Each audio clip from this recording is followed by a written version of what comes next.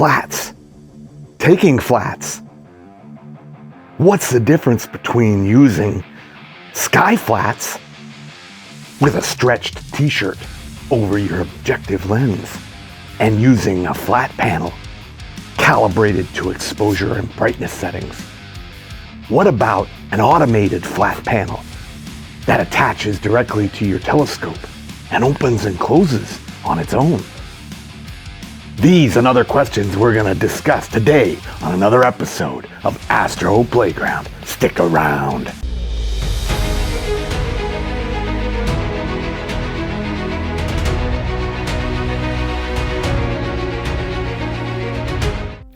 Okay, so let's get into this. As it relates to flats, this part of astrophotography is critical to achieving the high quality images that you see other astrophotographers achieving. So what is the best procedure for your particular setup? There are several different ways to approach this. Traditionally, without equipment, what people would normally do in the morning, typically mid to late morning, you would take and point your telescope at a blue section of the sky. You would have to cover your telescope with a cloth, a white cloth, typically a white t-shirt, and stretch it, with no wrinkles over the front objective of your telescope, and then take your flats that way. This method does and can work, and it is effective. In dealing with the flats in this manner, you're dependent on the weather being acceptable, that you don't have clouds. You need blue sky, and that can be dodgy at best. In my opinion, it's better to have a process that is repeatable, something that you can depend on to produce repeatable, images that you can use for calibration. So the sky flat procedure works, and in a pinch, it can save you. If for whatever reason your flat panel or your other method of acquiring flats fails, so you can at least salvage the images that you have. So it is a good backup to have. However, I would also suggest that you look at developing either building a flat panel DIY, which there are all kinds of videos online to illustrate that and to show how to build a particular flat panel. If you're not particularly tech savvy, that might be a bit of a challenge. So the next option is to look at LED panels and such. Some people have used tracing boards, to set on their objective lens. The problem there is that you don't really have a lot of flexibility with dimming the light and getting an even distribution of the light across the whole field. So your next option is to look at purchasing a panel that is specifically tailored for this kind of work. So there are several options that you can look at. I'm going to put a couple of those right up here. There's a couple from Deep Sky Dad. There is a regular flat panel that you can see here, and this panel is similar to the one that I use from Spike-A-Flat. Mine's a little different configuration, where this is just a great big square light box. Mine is a square, but it has the circle cut out in the Spike-A-Flat, and you can see an example of that right here. So that's the Spike-A-Flat has that great big circle cut out in it, right? And that will allow you to basically put that over the C14. This is a 16-inch diameter on that circle. So, but the Deep Sky Dad option that you see here is definitely viable and a good option. The other one that you can see right here from Deep Sky Dad is more of an automated light panel option, right? And this along with ones from Wander Astro. Wander Astro, they have a very nice flat panel and different sizes for different OTAs. that go way up. There's also ones from Primaloce and others. So there are lots of options that are available to you. The Wanderer Astro one that you see here, and the different pictures that are represented, this is an excellent option for smaller OTAs, refractors, smaller reflectors. When you get into large reflectors, you need something that can work with a dew shield that sticks out 14 inches or more. And that requires extra clamping, dovetails, and motors, and it can get crazy, and it can definitely get expensive. So I would encourage you initially, especially if you have a big reflector telescope, that you look at, as long as you're not remote, you have to drive to your telescope. If all you have to do is walk out into the backyard, a flat panel that you can just set on top of your telescope once it's slewed to the zenith is an option. And if you have an observatory, one like the Spica-Flat that I showed you, you can hang that on the wall and just train your mount to park to a specific position and aim it down at that panel, and take your flats that way. So there are many different options that are available for taking flats. I have presented just a couple of those options here, and I'm sure that there are other ones out there. You just have to kind of do your research. I kind of like the Wanderer Astro, flat panel, the automated flat panel, especially for your smaller telescopes. They make an excellent product, very well made. The other one is, of course, the one from Primaloce. I believe that's, I think it's called the Giotto. But at any rate, there are a couple of different options that are available there.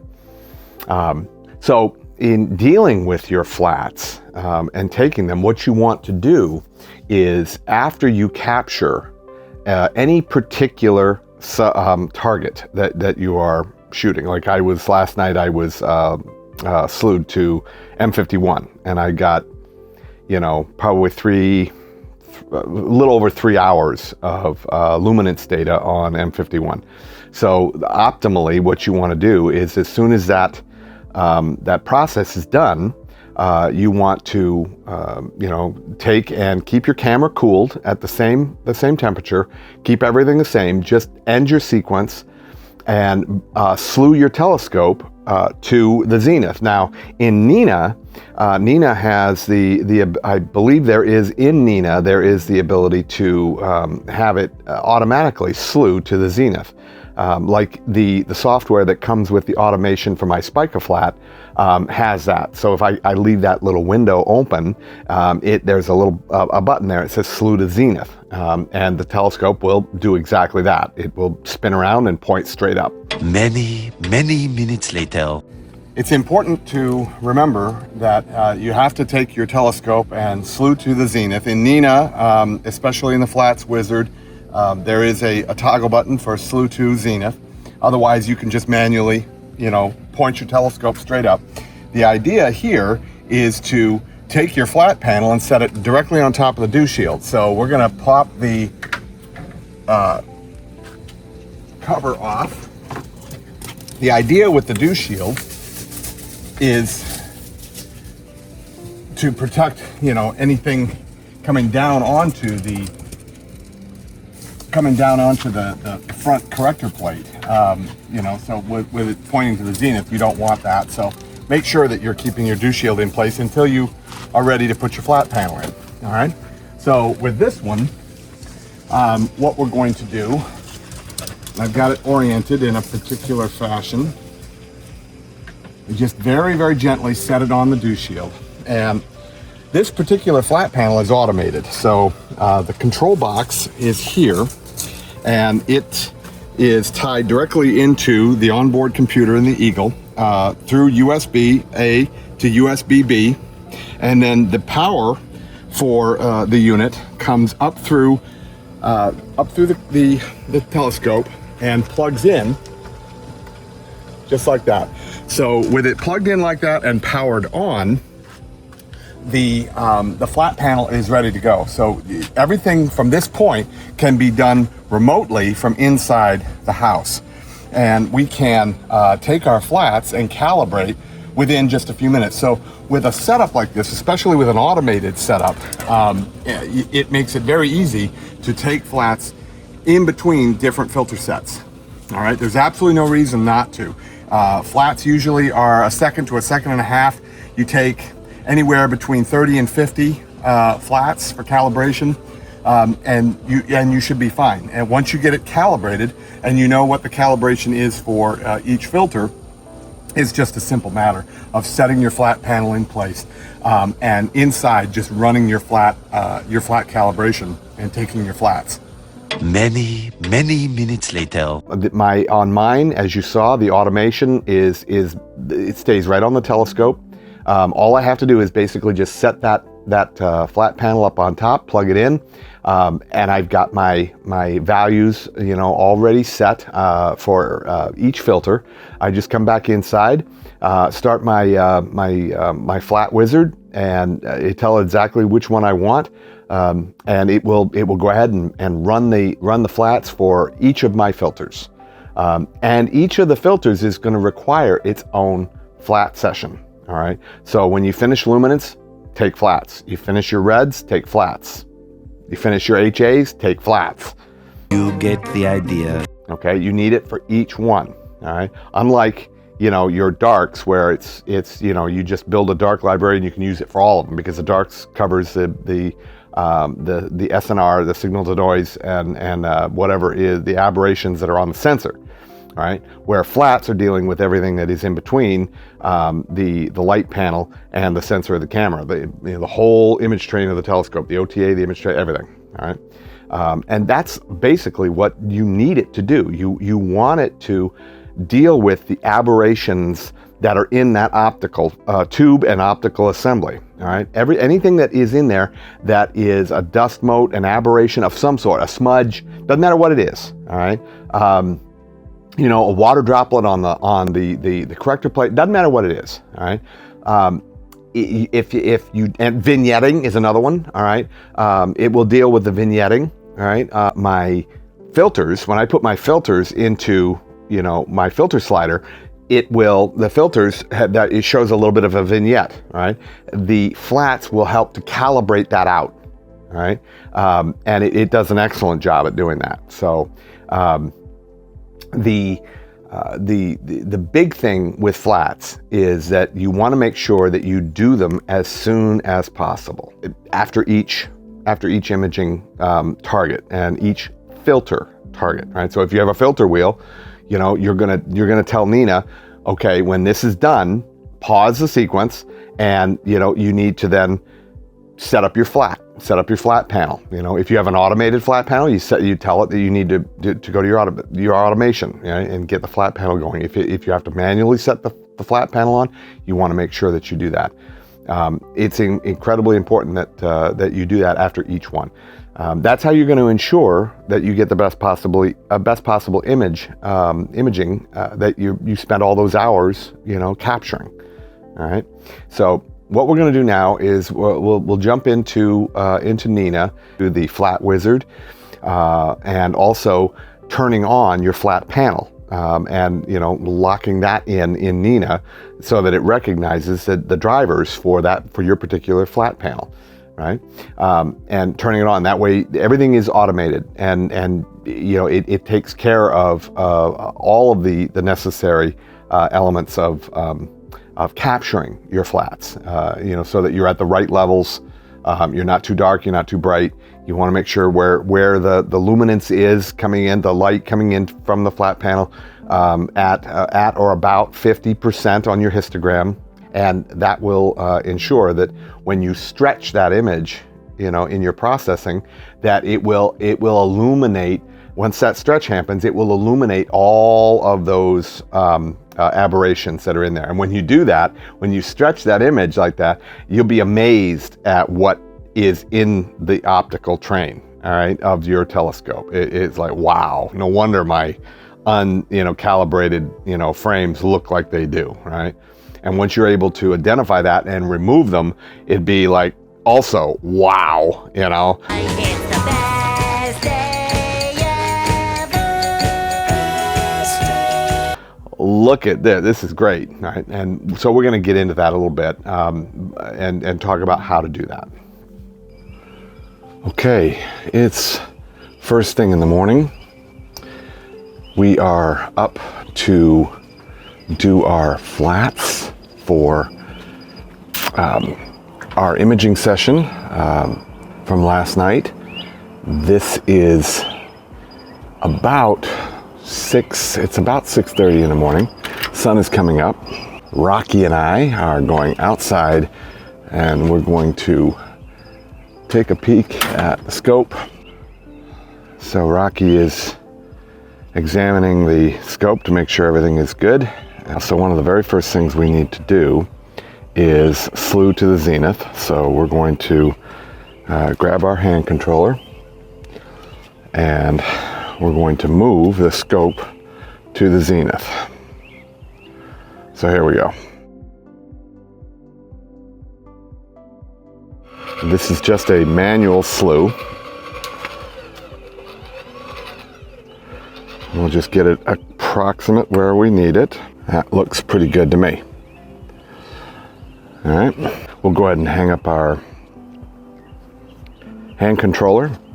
And I have the dew heaters running right now. We're dealing with a little bit of condensation. The dew heaters will take care of that pretty quickly. We will go ahead and get our flat panel in place and take our flats.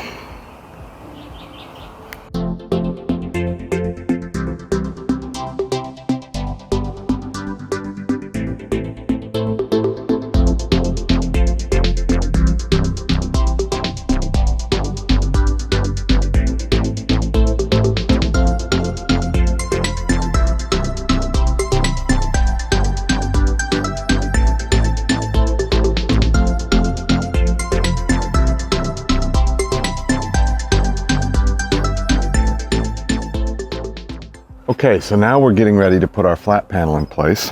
Double check the objective lens to make sure that we're clear, and we are.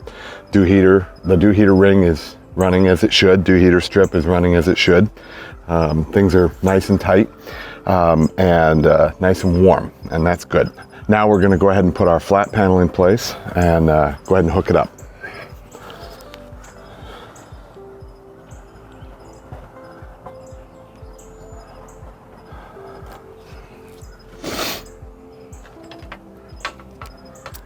This is, as I have said before, is an automated panel.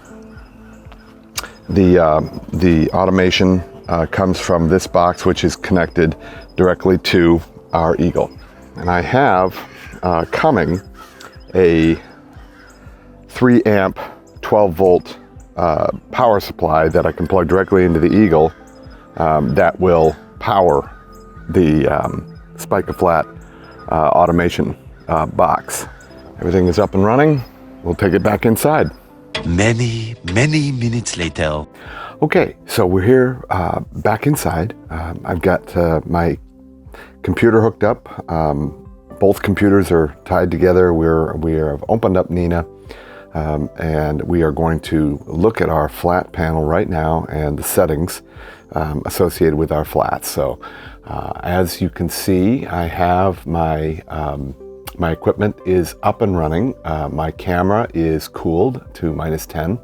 I have the dew heater running on the camera. I also have the dew heaters running on the telescope themselves. I'm not worried about any of the other equipment at this point.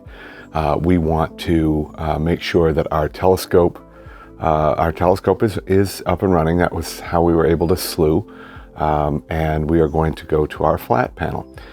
As you can see here, I have my Spike-A-Flat with the drivers associated. It is connected. We are going to toggle it on. And we should be in good shape. So we're going to go from here with everything on to our flat wizard and set our values. So images to take. I'm going to take 50 flats, and this is, I'm not going to take, of course, not going to take any darks. As I was saying before, there is a button here in Nina to automatically slew to the zenith. And of course, you know, the slew to zenith is a feature that is important for manual setups. Automated setups, the telescope can be pointed pretty much in any direction. Manual setup, so you want to be able to slew to zenith and then go ahead and take your flat panel outside, set it up and hook it up, and you're good to go. So we are going to be in single mode. The filter, seeing as I'm using a manual filter slider, I'm going to leave it set to current. My images were binned at 2x2, so you want to make sure whatever binning setting you have for your lights, that you're matching that here in Nina, right? Gain was set at 100, offset was set at 5, and these were brought in from the camera in Nina, so it was automatically brought in. Our minimum flat panel brightness, I'm going to set that just to 1. And maximum flat panel brightness is set at 1,000. Exposure time, 2 seconds. I'm going to see if I can take that to 1.5 if it'll let me. Let's see if it'll let me. It looks like it will, which is good. Now the histogram, the mean target, we're going to set that. We're going to leave that at the default at 50%. That seems to be a pretty good place, you know, for our histogram. So our the mean tolerance 10%. All right, within our tolerance, we are in dynamic brightness. I meant to highlight that as well. You can choose either dynamic exposure, brightness. You can also choose to use sky flats, all right, if you want to. And again, this is a nice backup. You know, if for whatever reason, you know, you lose your flat panel or something happens, your power supply gets chewed on by a raccoon. Who knows? Oh no! Right? So you want to have that as a backup, all right? But it's also important to remember, you know, to have your t-shirt or a couple of t-shirts, you know, if you're remote or if you're at a dark sky site, don't forget to pack your t-shirts. All right? You need to have something to filter the light, to disperse the light. All right? Okay, so our settings here they look good, so we're just going to go ahead and run this scenario. And as you can see, it's starting. It's adjusting for the brightness. Now that's not the actual image. It's calibrating. All right. It's adjusting for the brightness. You'll see the actual image here in just a second. So there is our values. All right. That image might, to you, if you're not familiar with flats, that may look dark.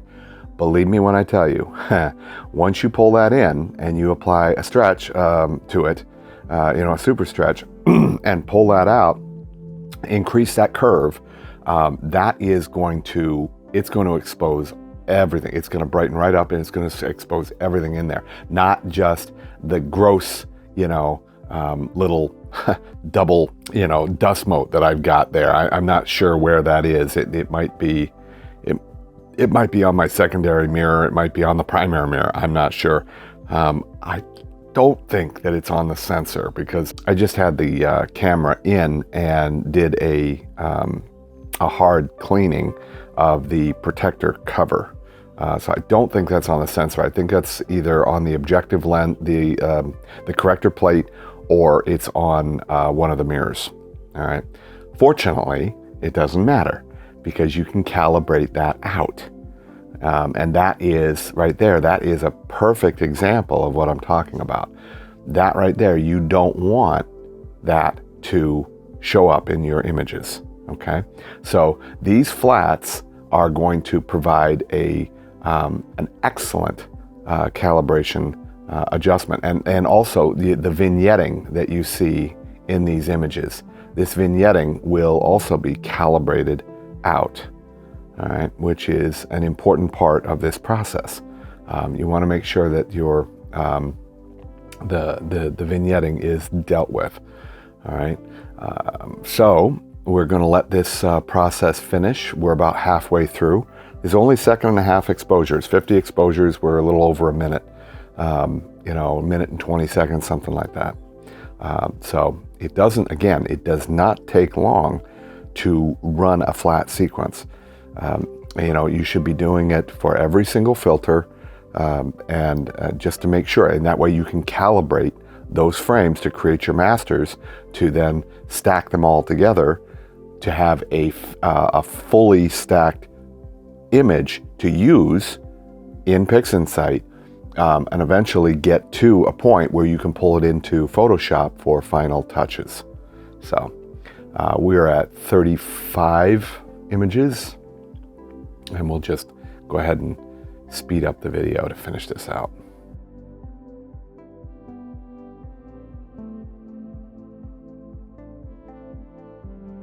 And there we go. So our flats have finished. If we go over here to our start menu and go to documents, and we bring this over, come in here to Nina, and right there you can see this is titled, the target name is titled Flat Wizard. Now, you can also change that to whatever you want, right? You can leave it with the default Flat Wizard, or you can name it whatever you want. You want it, you know, name it your target and which filter, you know, you're using. You can do that, and so that's adjustable. I just left it here as Flat Wizard. All right. The files that are in here are fits files. All right. So these files, it has all of the relevant information that is in here. Now, seeing as I left the filter to luminance, what I will probably do is rename this this folder, you know, my particular target, M51 luminance. All right, and that way I know that these particular flats need to go with the luminance lights. All right. So that pretty much is the flat procedure in Nina. This new Flat Wizard is just brainlessly easy to use. All right, there are a couple of principles that you want to make sure that you're doing. If you notice down here, and it's kind of obscured. All right, this is one of the things I'm hoping that Nina. First of all, I want to give a shout out and credit and kudos across the board to the guys and gals that work on Nina. They have done a phenomenal job with this program. It is very, very well done. I have there are a couple of suggestions, but the suggestion that I have that is relevant to this is the histogram. I would like to see a histogram that stands out a little more contrast, maybe something in color, you know, a blue and red, you know, value possibly, you know, for your blacks and your whites, kind of like what it does in Photoshop, you know, and in Lightroom, where you can select you know, the values for the histogram, be it to the blacks or whites, the right or left, right? But if you notice, right now, that histogram is sitting dead in the center. That graphic, that little bar graph, that's just an overlay. That doesn't have anything to do with the histogram. The histogram is what is behind it. The levels on the histogram is what is behind it.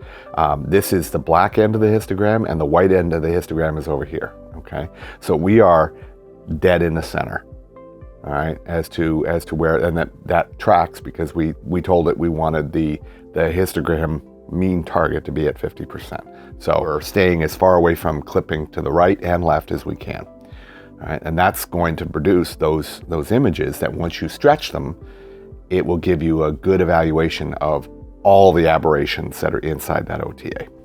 And so there you have it, a comprehensive look at flats, the kind of equipment that is necessary, techniques that are necessary, and the most important reason why we do it, why we use flats the way we do.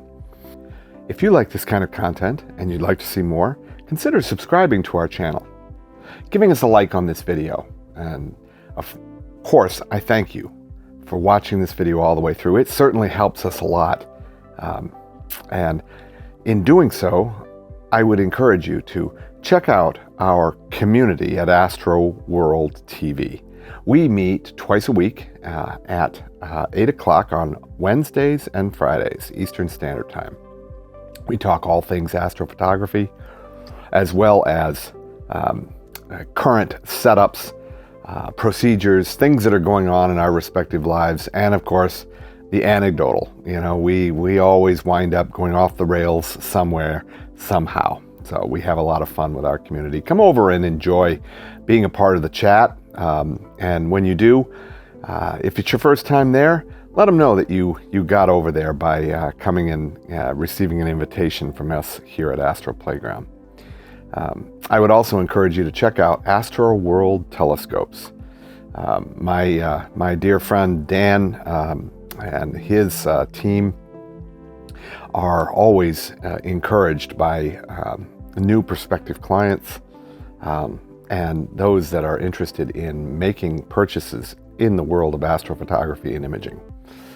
In doing so, I would ask you to click on the link that is provided on our homepage. I will also be putting a link down below in the description that is an affiliate link, and it costs you nothing to use it, but it allows us to collect a small commission on anything that you buy from Astro World telescopes. If you do enjoy this this channel and you feel like you would like to support us, consider buying me a coffee. Click on the link on our homepage, and you can feel free to support us in any denominational amount that you wish. And all proceeds go to furthering our channel so that we can bring you this kind of content on a regular basis.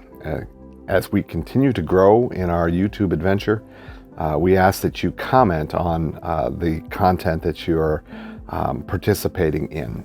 Send us over, you know, your thoughts and your procedures, maybe the way you'd like to do things. And it's important that we all remain open-minded to learning from each other. I know that I hope I never stop learning. And with that in mind, I know that sometimes my procedures, sometimes the way I look at things isn't necessarily the best way. So if you have a better way of doing something, please feel free to comment on that. Send me a note and let me know what I'm doing right, what I'm doing wrong. And sometimes, you know, I'm just being an idiot. I'm an idiot!